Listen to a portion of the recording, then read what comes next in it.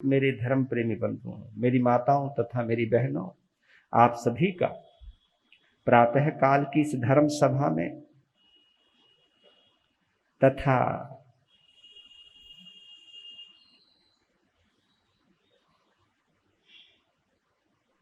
हमारे अंदर सम्यक दर्शन का भाव जगाने वाले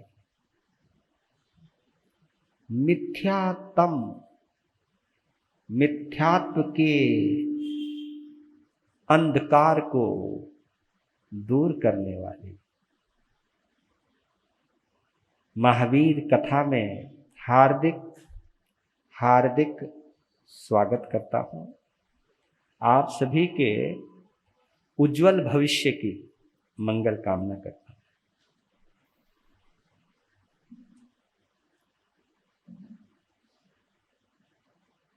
पुनः एक बार हम सभी अपने सौभाग्य की कहूं या अपनी पुण्यवानी की कहूं, अपनी अपनी पुण्यवानी की कहूं, सराहना कर लेते हैं, अनुमोदना कर लेते हैं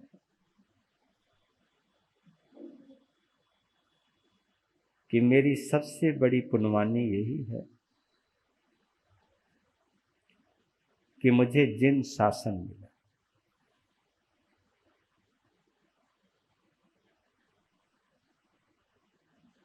मेरी सबसे बड़ी पुण्यवानी है कि मुझे जिनवानी मिली। मेरी सबसे बड़ी पुण्यवानी है इस आत्मा को परमात्मा की तरफ ले जाने के भाव मिले।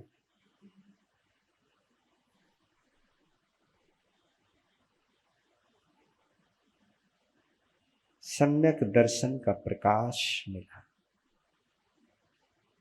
ये भाव जितने गहरे होते हैं तो एक भाव निकलता है वीर कथा महावीर की, त्रिशला नंदन वीर की, सागर वर गंभीर की, जय बोलो महावीर की। ये भाव जितने गहरे प्रगाढ़ होते जाएंगे तो उसमें से एक गीत निकलता है। कोशिश करता हूं।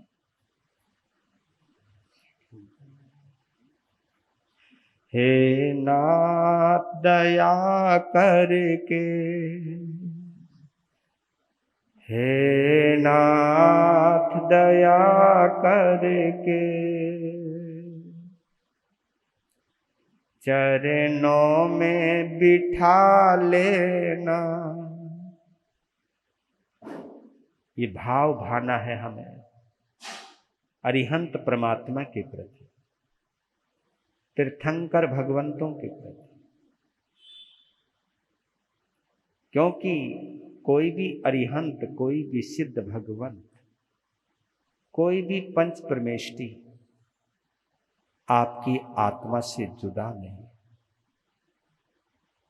हमारी आत्मा ही अरिहंत है, हमारी आत्मा ही सिद्ध है, हमारी आत्मा ही आचार्य है, हमारी हमारी हमारी आत्मा ही उपाध्याय है और हमारी आत्मा ही साधु साध्वी श्रावक और श्राविका। तो सम्यक दर्शन का प्रकाश होता है। सम्यक दर्शन में सबसे बड़ी कोई बाधा है तो मोहनीय कर्म है। मोहनीय कर्म का जो प्रकटीकरण है, उसकी जो झलक मिलती है वो मिथ्यात्व है। मिथ्यात्व क्या है? कसाय से जुड़ी हुई मनस्थिति। क्रोध, मान, माया, लोभ, राग, द्वेष, जो 18 पाप है, ये सब मिथ्यात्व के अंदर होते रहते हैं।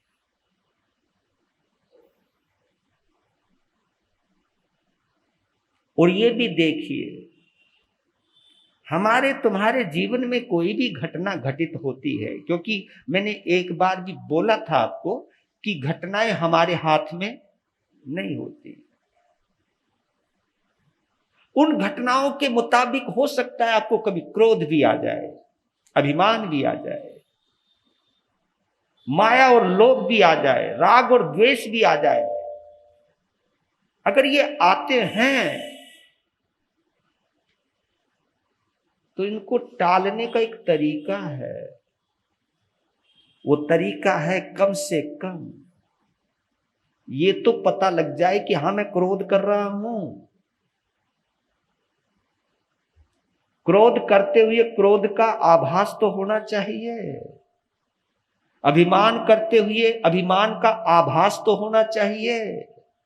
छल कपट करते हुए ये तो पता होना चाहिए हाँ मैं धोखा दे रहा हूं, मैं छल कपट कर रहा हूं, मैं मायाचार कर रहा हूं, मैं लालच में फंस चुका हूं, मैं राग और द्वेष भी कर रहा हूं, मैं कलह भी करवा रहा हूं और खुद कलह के अंदर पड़ा हुआ हूं। ये 18 पापों के साथ में काहे को जुड़ा हुआ हूं।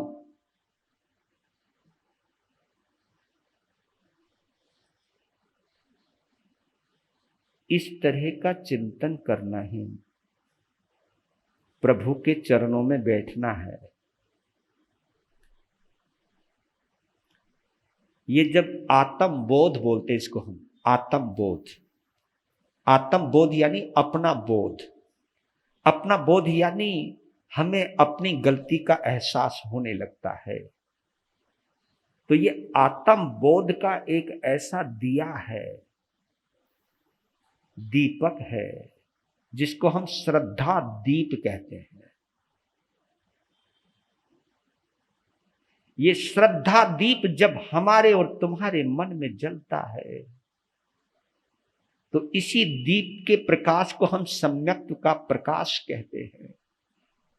और इसी प्रकाश में हमें अपनी गलतियों का पता चलता है। पहले गलतियों का पता तो चले,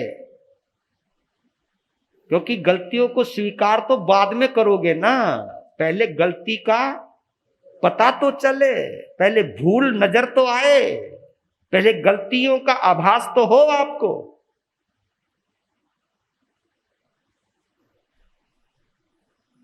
ये संघर्ष है इस आत्मा और परमात्मा के बीच। मोहनीय कर्म आपको संसार की ओर खींचता है और सम्यक दर्शन आपको परमात्मा की ओर लेकर के जाता है।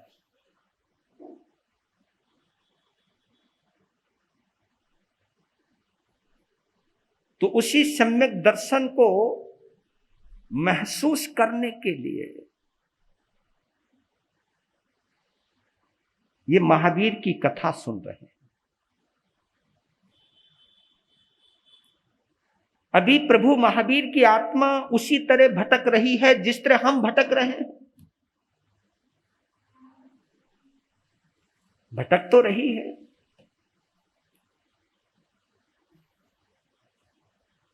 बोध का दीप मिला था नैसार के भव में, भेद विज्ञान का दीप मिला था नैसार के भव में। फिर आया तूफान अभिमान का, बुझा दिया। बुझा तो फिर अंधकार में भटकने लगे, क्योंकि अंधकार भटकाता है, प्रकाश सही चलाता है। दिन में आप जिस तरीके से चल सकते हो ऐसे रात को तो नहीं चल सकते। जिस कमरे में आप हमेशा रहते हो और तुम्हें पता कहाँ अलमारी कहाँ क्या है, एकदम घुप अंधेरा हो जाए तो अलमारी के पास भी जाओगे तो हिचकते हुए कदमों से जाओगे, जबकि अभ्यास है आपके पास। लेकिन पहुंच तो जाओगे, लेकिन उस ढंग से तो नहीं पहुंच सकते ना जिस ढंग से आप प्रकाश में पहुंच जाते हो। लेकिन उस कमरे का तो तुम्हें पता भी है, लेकिन जहां हम भटक रहे हैं उसका तो हमें पता भी नहीं है। तो ये भटकाव जो आ रहा है, एक बार फिर बोध का दीपक जला था,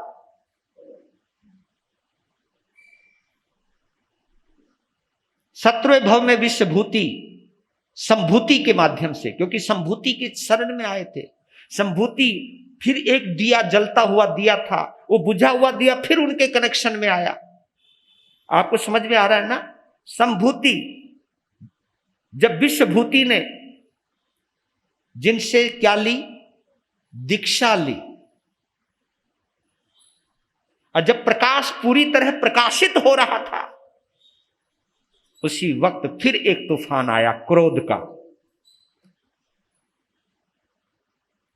उस क्रोध के तूफान ने उस दिए को फिर बुझा दिया।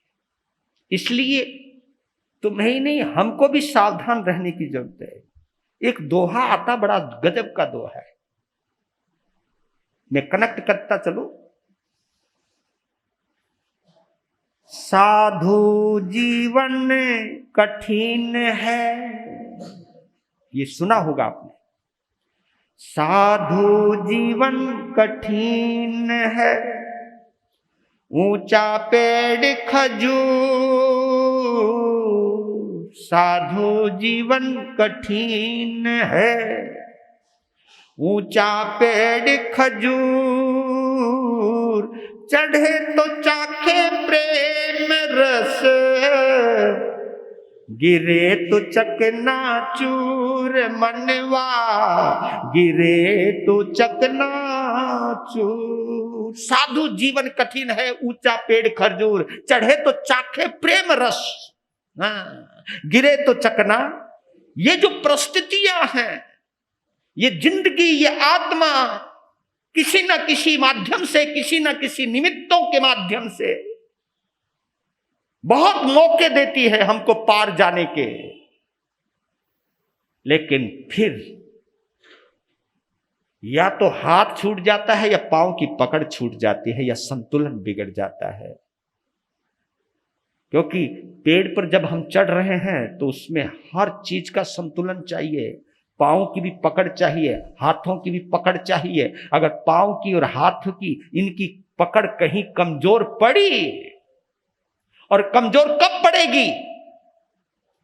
जब हमारा ध्यान उस फल से हट जाएगा जिसको चखने के लिए हम चल रहे हैं, हमें कुछ और ध्यान आ जाएगा।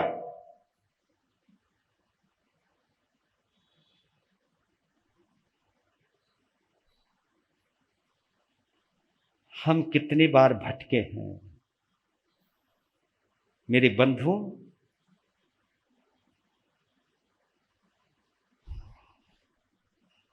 आपको एक शब्द दे रहा हूं, थोड़ा सा, छोटा सा, ये चेक करना, अपने आप से पूछना। वो शब्द है, वो वाक्य खंड है, भाव सच्चा हर काम अच्छा। जय हो। क्या बोला? भाव सच्चा तो हर काम अच्छा। और आपको एक गहरी बात बताऊं, क्योंकि इस भ्रांति से हम संतों को भी निकल जाना चाहिए और आपको भी निकाल देना चाहता।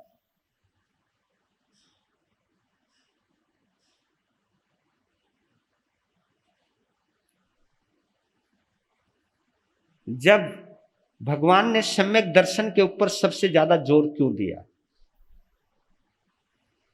कोई बता सकता है? सम्यक दर्शन पर सबसे ज्यादा जोर यह दिया कि मरने के बाद केवल सम्यक दर्शन ही जाता है, यानी दर्शन ही जाता है। समझो, ये समझो, सम्यक चरित्र भी नहीं जाता। आप आश्चर्य मानोगे, आपकी तपस्या भी आपके साथ नहीं जाती, आपकी समायिक भी आपके साथ नहीं जाएगी। ये शब्द आपको कहीं ना कहीं चुभने वाले हैं, पर लेकिन आप सहमत हो जाओगे जब उसकी गहराई में जाओगे। मैं कितनी भी तपस्या कर लूं, ये साथ नहीं जाने वाला। आपने कितनी संख्या में समाई की है ये भी साथ जाने वाला नहीं। आपने कितनी ऊंचा संयम पाला है, क्रिया पाली है, ये भी साथ जाने वाला नहीं। आप कहोगे फिर हम ये कर क्यों रहे हैं? आपके साथ केवल, और आपने देखा होगा समाई का जब पाठ लेते हैं तो वहां कौन सा पाठ पढ़ते हो, चाहे साधु है चाहे हम हैं, आप जाओ नियम का पढ़ते हो, राइट? और हम क्या बोलते हैं? जाओ जीवाए। जाओ जीवाए का मतलब ये होता है जब तक ये जीवन है, बस ये जन्म जन्मों तक का नहीं होता। केवल जाओ जीवाए का मतलब है इस जन्म की श्वासों तक। ये जाओ जीवाए का पाठ हमें एक संकेत दे रहा है कि जब तक तेरी जिंदगी है तभी तक ये काम आने वाला है। मानोगे ना इस बात को? जाओ जीवाए का मतलब, इसलिए कभी कभी साधु संतों को वहम हो जाता है मैंने घर बार छोड़ दिया, उच्ची क्रिया पाल रहा हूं, उच्चा संयम पाल रहा हूं, अच्छी गति में जाऊंगा। भगवान ने कहा बिल्कुल गलत। तू चाहे कितना भी उच्चा संयम पाल, लेकिन तेरे भाव अगर अच्छे नहीं है, अब आ जाओ यहां जहां मैं बोल रहा हूं, अगर तेरे भाव अच्छे नहीं है,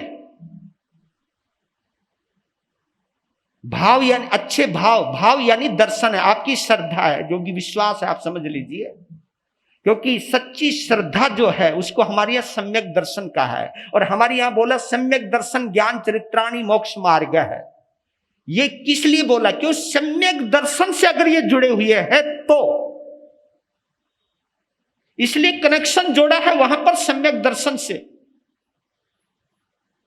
सम्यक दर्शन इसलिए जरूरी है कि अगर आपका तप, आपकी क्रिया, आपका संयम, आपकी साधना अगर किससे जुड़ी है तो किससे? सम्यक दर्शन यानी श्रद्धा से जुड़ी है, उच्च भाव से जुड़ी है, तो ही ये आपको परलोक में साथ आने वाली है।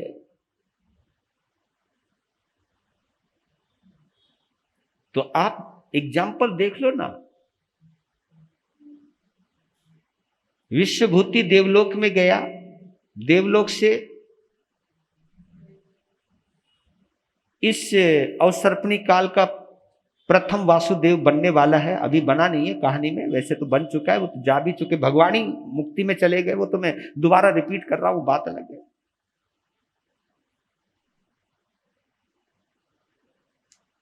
उस समय उन्होंने कितना संयम पाला था, कितने मांस खमन किए, तो त्रिपृष्ठ वासुदेव के भोग में काम आया।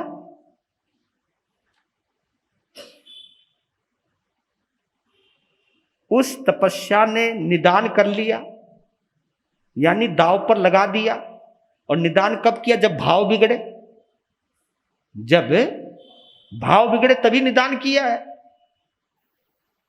आप ये देखिए, मैं तो आश्चर्य मानता हूं, नए सार के भाव में नए सार ने एक नियम लिया था कि मैं सूखी लकड़ियों के अलावा कोई लकड़ी नहीं काटूंगा। कितना गजब का नियम है। मैं यानी हरे भरे पेड़ नहीं काटूंगा मैं, जो सूखी लकड़ियां हैं उनको मैं बीनूंगा, उन्हीं से ही काम करूंगा। एक नियम, एक मर्यादा बांध ली थी जब बोध हुआ था उनको। और आज वो बंदे को काटने को तैयार हो रहा है। कहां तो एक इंद्रिय जीव की हिंसा से बच गए थे वो, उस समय एक संकल्प लिया कि मैं हरे वृक्ष को नहीं काटूंगा। कहां इतनी उच्च श्रेणी को पाने के बाद, और कहां अब वो मार काट कर रहे हैं। उनकी क्रूरता तो आपको आगे भी पता चलेगी जब आदमी, और वो सब निदान के बलबूते पर, क्योंकि तपस्या एक कमाई है, उसके बलबूते पर वो मुक्ति भी जा सकते थे, लेकिन निदान करने की वजह से उनको वासुदेव का पद तो मिल गया, लेकिन गए कहां वो आप बाद में सुन लोगे कहानी के माध्यम से, तो आपको पता है। मैं आपको एक चीज और बतलाऊं, मैं सत्य घटना बतला रहा हूं जयपुर की, अगर आपको चेक करो और आप इसके ऊपर गौर करो। एक कंपनी के बहुत बड़े अधिकारी ने रिटायरमेंट के बाद क्योंकि उसका पैसा था उसको। तो एक 400 गज का मकान और एक बहुत बड़े बाग के बीच में उसने मकान खरीदा। मकान बड़ा भव्य था, भवन था, क्योंकि बड़ी कंपनी का से रिटायर हुआ था तो पैसा भरपूर था। तो उसने सोचा कि बस एक जिंदगी अब शांति से बिताएंगे। तो एक दो मित्र थे जो उसको बोलते रहते थे, बार बार बोलते रहते थे कि आपने मकान तो ले लिया है, लेकिन एक बार वास्तु वालों से और पूछ लो। किससे? ये आजकल वहम बहुत पड़ा हुआ है, आदमी बहुत डरे हुए रहते हैं। और कभी कभी तो कमाल करते तो लोग, हमको जब लेकर के जाते हो घर में और बीच बीच में टोकते, मकान ठीक है ना जी, मकान ठीक है ना। मैं समझता नहीं था यार, ये मकान ठीक है, मकान ठीक है मतलब क्या इसका। तो वो समझते थे, ये बुलवाते रहते थे, ये पूछ ले कि महाराज जी की एक बार मोहर लग जाए, हाँ मकान ठीक है। मतलब उनके कहने का भाव ये वास्तु बुस्तु। और देखो कितनी गजब की बात है, वास्तुकारों से चिंतन मनन करके वो अपना मकान बनाया, फिर भी महाराज जी की मोहर जरूर लगवाएंगे। पता नहीं क्या बात है तुम्हारी तुम अपने काम में हमारी क्यों अनुमोदना चाहते हो? तुम्हें कोई लेना देना नहीं हमारी साधुता से। सही बात बता रहा हूं कि महाराज जी 100 बार डूबे, लेकिन डूबते डूबते ये बताओ हमारा मकान कैसे है।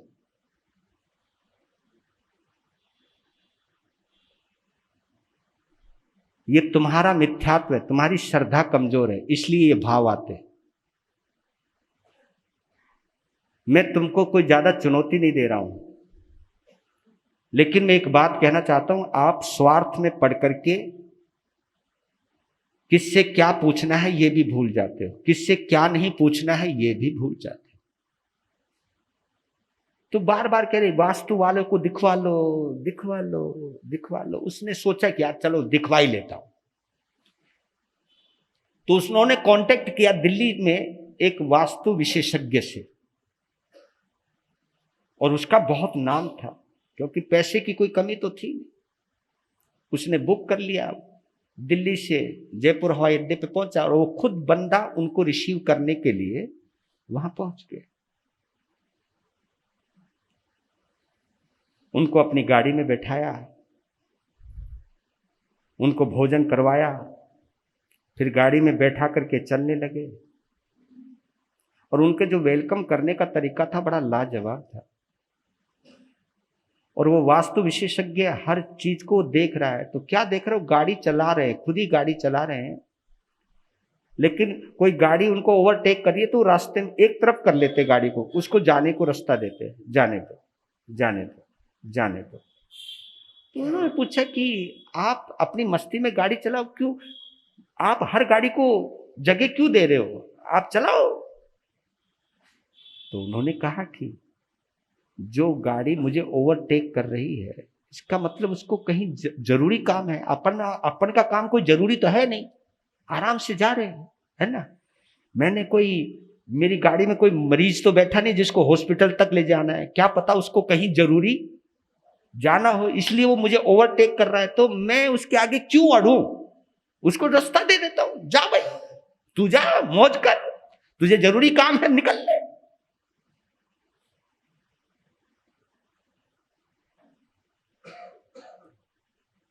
फिर थोड़ी दूर और आगे गए तो एक गली में पहुंच गए। तो तुरंत देखा कि एक बच्चा सड़क पार कर रहा है। तो बच्चे को जैसे देखा तो गाड़ी को खड़ा कर दिया एक तरफ। बच्चा पास होने के बावजूद भी गाड़ी को वहीं रखा खड़ा करके। फिर थोड़ी देर में देखा कि उसके पीछे एक बच्चा और दौड़ा दौड़ा आ रहा है। जब वो निकल गया तब उसने अपनी गाड़ी चलाई। ऐसे चलते हुए वो अपने घर पहुंच गया। दरवाजा खुल गया, जैसे ही वो दरवाजा खोल के अपने भवन के अंदर, क्योंकि बहुत बड़ा था, चारों तरफ बाग था और बीच में मकान था, तो उसने क्या देखा कि 10-15 पक्षी पीछे से उड़ते हुए आ रहे हैं। तो उसने गाड़ी वहीं रोक ली।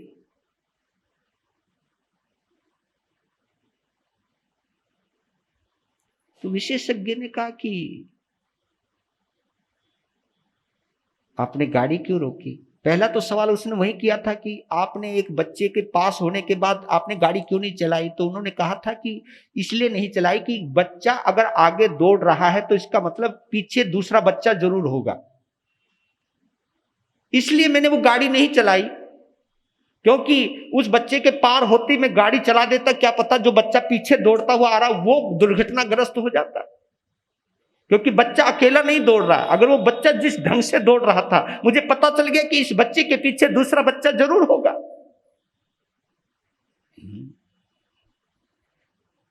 तो अब गाड़ी से क्यों नहीं उतर रहे? कहा कि पक्षी उड़ रहे हैं, इसका मतलब है पीछे कुछ गली के गरीब बच्चे दीवार फांद करके, क्योंकि वहां आम के फल लगे हुए थे बड़े प्यारे प्यारे, तो बच्चे पीछे की दीवार कूद करके चोरी करने के लिए फल आए थे। कहा कि बच्चे गरीब हैं, उनको मिलते नहीं, दीवार फांद के आए। अगर मैं दरवाजा गाड़ी का खोलता, आवाज होती, बच्चों को पता चलता, तो वो आम खाए बिना वापस दौड़ते कि घर का मालिक आ गया, और वो हड़बड़ा करके दीवार फांद के आए तो दीवार फांद के जाएंगे भी ना, तो दीवार फांदने में कहीं उनको चोट ना लग जाए, इसलिए मैं बाहर नहीं निकला कि बच्चों को आम खाने दो और उनको जाने दो। जब पता चल गया कि बच्चे जब चले गए, जब दरवाजा खोला तो मालूम है वास्तुकार ने उस सेठ को क्या बोला कि आपके मकान का वास्तु देखने की जरूरत नहीं है। अरे भाई कमाल है, बुलाया है, उनके देखने की जरूरत ही नहीं। जहां इतनी संवेदनशीलता है, जिसमें इतनी दूरदर्शिता है, जिसके अंदर इतनी संजीदगी है, ऐसे व्यक्ति का अगर मकान का वास्तु भी गलत हो तो भी उस बंदे का कुछ भी बिगड़ने वाला नहीं। ये सोचना, आप अपनी सोच के ऊपर जोर देना। और मैं बार बार कहता हूं, ये जैन शासन जो है, आप कितनी ऊंची क्रिया पालते हो, कितना ऊंचा संयम पालते हो, यह महत्वपूर्ण नहीं है। आपके भाव कितने अच्छे हैं, आपकी सोच कितनी अच्छी है, यह ज्यादा महत्वपूर्ण है। मैं चाहे कितनी भी तपस्या करूं, मैं कितनी भी ऊंची क्रिया पालूं, अगर मेरा भाव समाज को लड़ाने का है, भिड़ाने का है और अपना प्रभाव जमाने का है, निंदा करने का, चुगली करने का है, दूसरे को नीचा दिखाने का है, दूसरे को नीचा बताने का है, तो मेरी क्रिया किस काम आएगी? मेरा यह ऊंचा संयम किस काम आएगा? और आपको गहरी एक बात और बता देता हूं, यह वैसी नहीं बात नहीं बोल रहा हूं। कहा कि चरित्र से गिरा हुआ व्यक्ति, किससे? चरित्र से गिरा हुआ व्यक्ति कल्याण कर सकता है, लेकिन सम्यक दर्शन से गिरा हुआ व्यक्ति कभी कल्याण नहीं कर सकता। चरित्र से गिरो तो उसका प्रायश्चित हो सकता है, लेकिन जो दर्शन से ही गिर गया, यानी श्रद्धा से ही गिर गया, संवेदना ही खत्म हो गई। तो इसलिए कहता हूं कि जब भी कभी आप आओ तो 3 चीजें साथ में लेकर के आना। एक ग्राहकशीलता, एक विचारशीलता और एक संवेदनशीलता। ये 3 चीजें अगर आपके पास है तो आपको अच्छा श्रावक, अच्छी श्राविका बनाएगा। और ये सोच हमारे पास है तो अच्छा साधु, अच्छी साध्वी बनाएगा। क्या बोला मैंने? ग्राहकशीलता, यानी कुछ ग्रहण करने के लिए आओ, यहां केवल सुनने के लिए मत आओ। ये सम्यक दर्शन आपको यहां से कुछ ना कुछ ले जाने को बोलेगा। नहीं नहीं, आज के बाद ये बात अंदर गांठ बांध ली, आज के बाद ये तो काम करना नहीं मैंने, हाँ नियम है मेरा।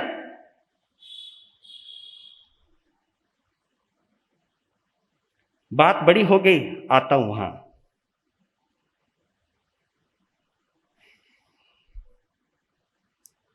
पोतनपुर का दरबार लगा है। प्रजापति अपने राज सिंहासन पर बैठा है। प्रजापति यानी त्रिपृष्ठ के पिताश्री, और दरबार सजा हुआ है।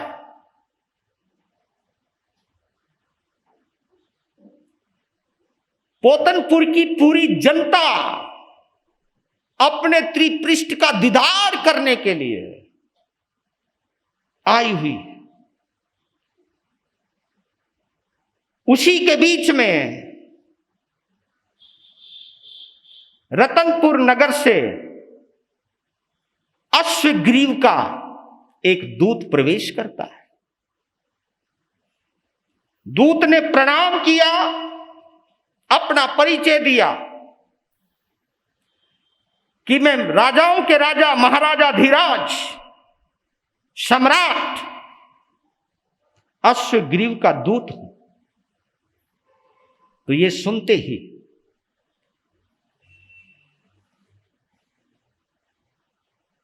उस दूत के सम्मान में प्रजापति राजा खुद खड़े हो गए, क्योंकि उनके सम्राट का दूत आया है जी। उसका अभिवादन किया, बैठाया, और फिर राजा भी बैठ गए। कहिए, ये पत्र है। पत्र में एक संदेश लिखा था कि प्रजापति नमस्कार, और आपको दिल से बधाई। आपके सुपुत्र त्रिपृष्ठ ने एक ही झटके में शाली क्षेत्र के जनता का जो दुख और दर्द खत्म किया। खूंखार, आदमखोर शेर का वध किया और पूरी शाली क्षेत्र की जनता को उसके आतंक से दूर किया। ऐसे महाप्रतापी पुत्र के लिए आपको बधाई देता हूं। और ये पत्र भी षड्यंत्र के तहत लिखा गया है।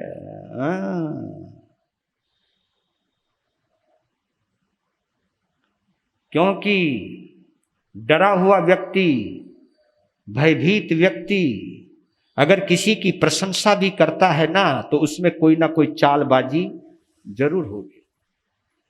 ये आप लोग भी चेक कर लेना।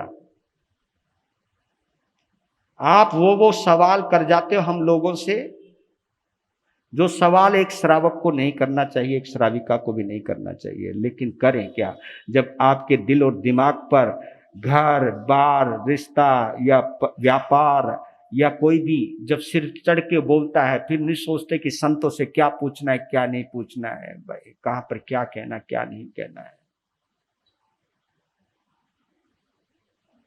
कि मैं अपने रतनपुर राज दरबार में त्रिपृष्ठ का सम्मान करना चाहता हूं, उसको मैं पुरस्कार देना चाहता हूं, पुरस्कृत करना चाहता हूं, सम्मानित करना चाहता हूं। तो आप अपने पुत्र त्रिपृष्ठ को रतनपुर के राज दरबार में भेजें। वहां उसकी मजबूरी का लाभ उठाना चाहता, तो मारने के लिए बुला रहा है। कौन?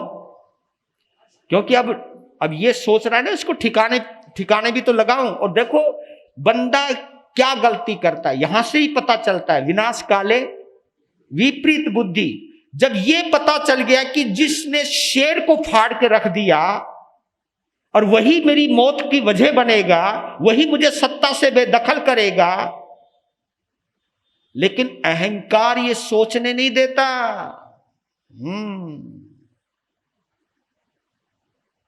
इसलिए तो कहता हूं मेरे बंधुओं, मेरे समाई करने वाले श्रावकों श्राविकाओं और 5 महाव्रतधारी हम साधु साध्वी, एक चीज का नियम ले लेना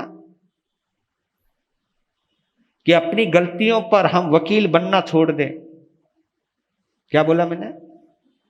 अपनी गलतियों पर वकील बनना छोड़ दें और दूसरों की गलतियों पर जज बनना छोड़ दें।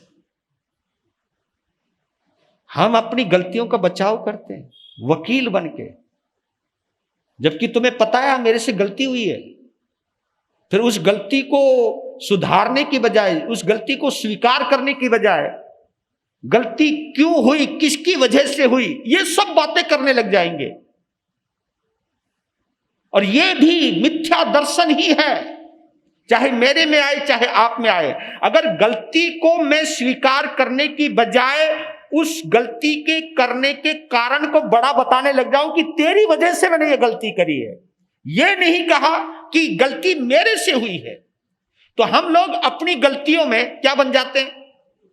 वकील बन जाते हैं ना, वकालत करने लग जाते हैं। अपनी गलती का बचाव करने वाले हम वकील बन जाते हैं। और दूसरा कोई भी गलती कर दे तुरंत एक संत से थोड़ी सी गलती, साधु नहीं है ये, पाखंडी है, वाह भाई वाह। दूसरे के लिए जज, अपने लिए वकील।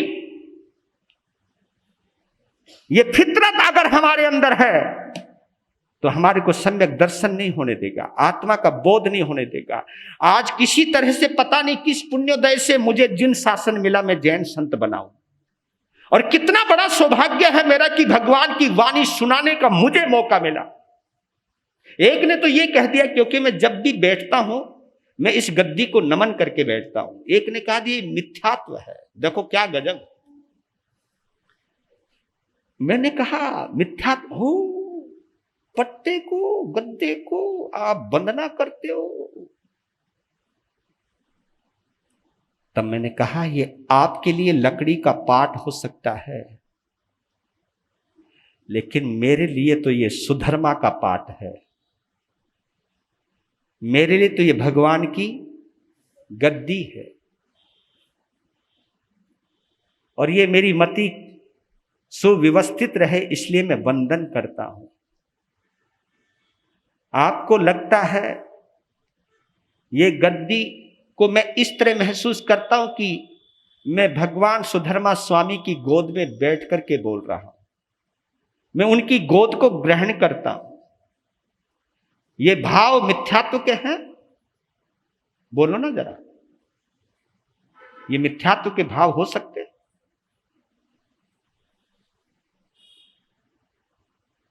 भाव सच्चा तो हर काम अच्छा, यही दिमाग में डाल लीजिए। इस गद्दी पर मैं इसलिए नहीं बोलता कि मेरा सम्मान बढ़े, नहीं। मैं इस गद्दी पर इसलिए ना बढ़े इसलिए वंदन नहीं करता हूं कि लोग मेरी पूजा करें, नहीं। मैं इस गद्दी को नमन इसलिए करता हूं कि मैं भगवान के अलावा कुछ ना बोलूं, भगवान के अलावा कुछ ना सोचूं। हे सुधर्मा स्वामी भगवान, जो जिस तरह रोम रोम में भगवान महावीर आपके अंदर बसे थे, उसी तरह भगवान मेरे के अंदर भी बसा दो, ताकि इस गद्दी पर बैठ करके मैं मिथ्यात्व की कोई प्ररूपना ना करूं।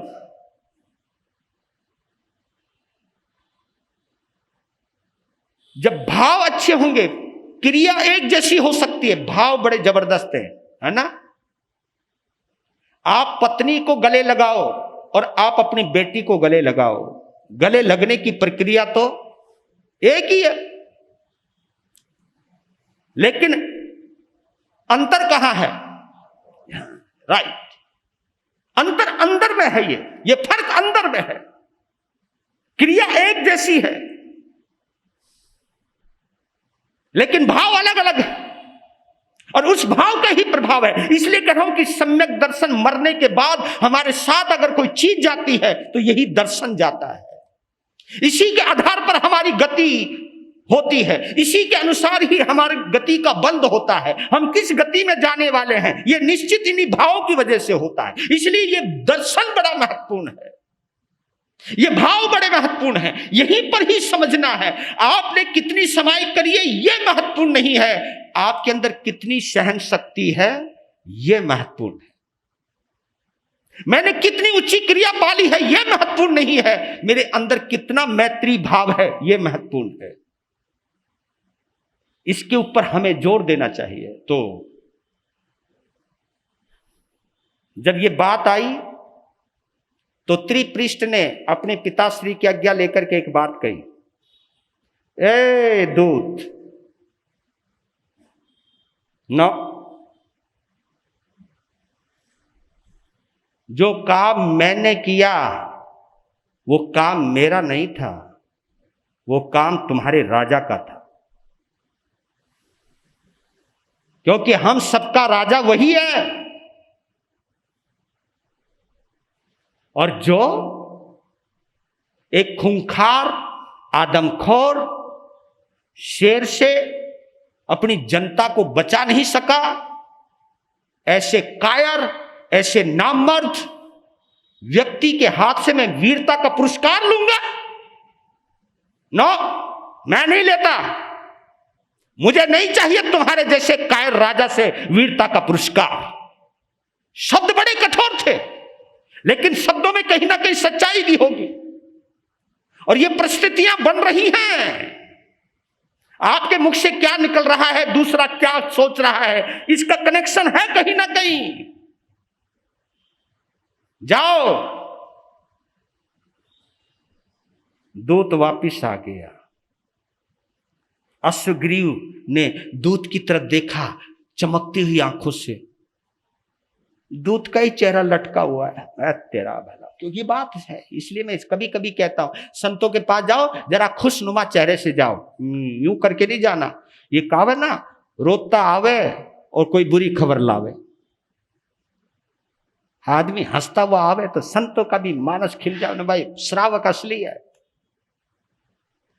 इसलिए हंसते हुए आया करो, क्योंकि घटनाएं हमारे हाथ में नहीं है, उन घटनाओं को स्वीकार करना हमारे हाथ में है।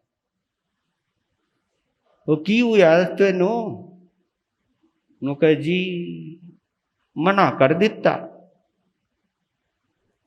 क्या? हाँ, कहा कि तुम्हारे जैसे नामर्द निसत्व बोलते उसको, निसत्व राजा से मुझे कोई वीरता का पुरस्कार नहीं चाहिए। ऐसा बोला उसने, ऐसा बोला। यस, उसने बस लपट लग गई। अहंकार का भूसा, अहंकार का सूखा भूसा जलने को तैयार है, बस कोई दिया सलाई। हाँ, यही तो मैं बोल रहा हूं आप लोगों को।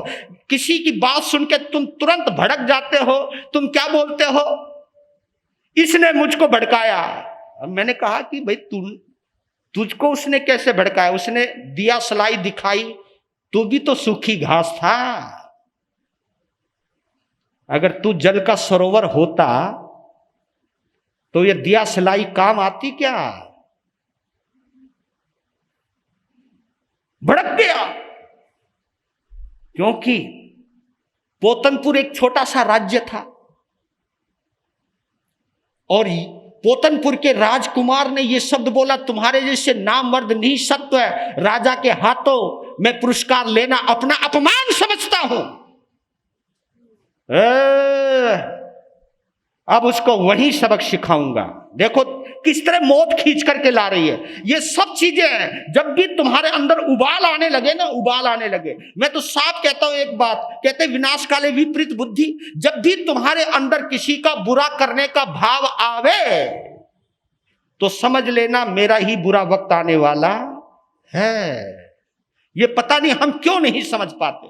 क्या बोला? मैं रिपीट कर रहा हूं, जब भी हमारे अंदर किसी का बुरा करने का भाव आवे तो समझ लेना मेरा बुरा होने वाला है। क्योंकि कोई काम पूर्व सूचना के नहीं होता है। नहीं, कई लोग कहते जी मुझे तो पता ही नहीं था। मेरे को पता तो था, तूने गौर ही नहीं किया।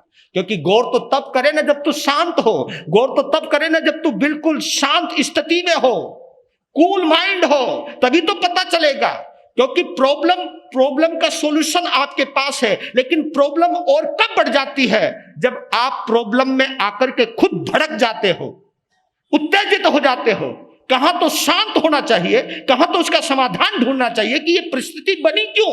लेकिन करें क्या, जब किसी की मौत पुकारती है और जब किसी की गद्दी किसी का इंतजार करवाती है, तब ये घटनाएं घटित होती है। सेना लेकर के पहुंच गया, धावा बोल दिया पोतनपुर के ऊपर अश्वग्रीव सम्राट ने, और जिसके अधीन हजारों राजा हैं, चारों तरफ से सेना लेकर के पहुंच गए। पोतनपुर के राजा प्रजापति घबराए, पिता की हवा है, क्योंकि वो अधीन था। त्रिपृष्ठ ने कहा पिता से रे घबराने की जरूरत नहीं, लड़ाई करने वो आया है, हमें भागना नहीं और आपको लड़ने की जरूरत नहीं, मैं हूं ना।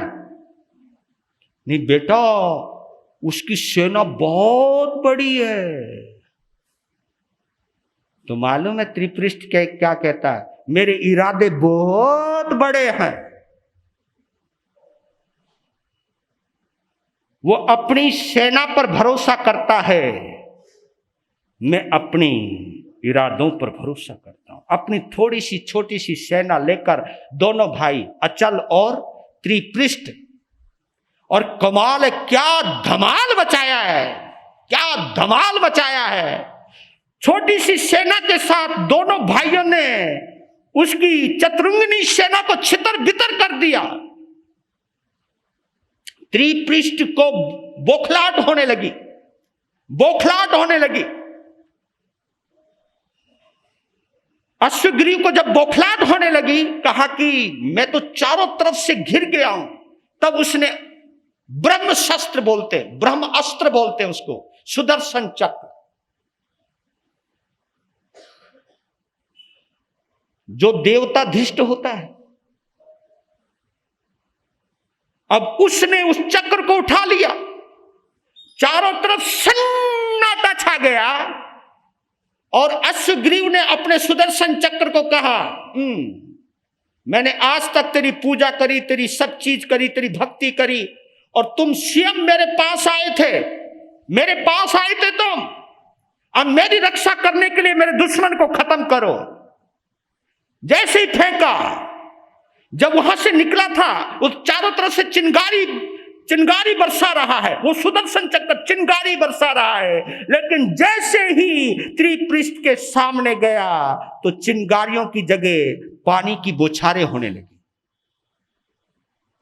अश्वग्रीव ने कहा क्योंकि आज तक उसने ये देखा ही नहीं था नजारा, क्योंकि वो तो ये जानता था ये तो आग का घेरा है, अच्छे अच्छों को जला देता है, गर्दन उड़ा देता है, और मैंने इसका कभी कभी प्रयोग किया है तो ऐसा ही हुआ। लेकिन आज ये क्या हो गया, पानी की बौछारें, और पानी की बौछारों से त्रिपृष्ठ का अभिषेक हो रहा है। और पता नहीं कौन सी पावर थी, त्रिपृष्ठ का हाथ यूं उठा, जैसे उठा सुदर्शन चक्र उसके हाथ पर आ गया।